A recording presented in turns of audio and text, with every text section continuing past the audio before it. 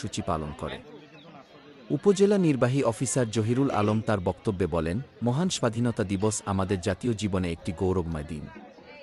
এ দিনে আমরা শ্রদ্ধাভরে স্মরণ করি সেই সব বীর শহীদদের, যারা দেশের স্বাধীনতার জন্য জীবন উৎসর্গ করেছেন। তাদের আত্মত্যাগের বিনিময়ে অর্জিত এই স্বাধীনতাকে অর্থবহ করতে আমাদের সবাইকে একযোগে কাজ করতে হবে। সবশেষে জাতীয় সঙ্গীত পরিবেশনের মধ্য দিয়ে দিবসের আনুষ্ঠানিকতা শেষ হয়।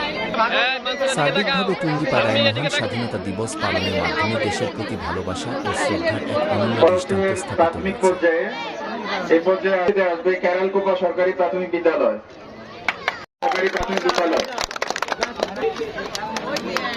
এরপর বাদল দলের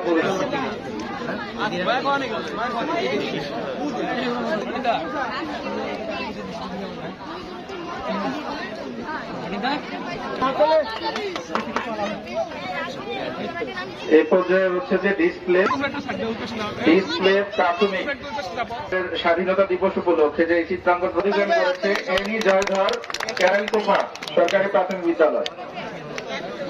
এনি জয়ধর।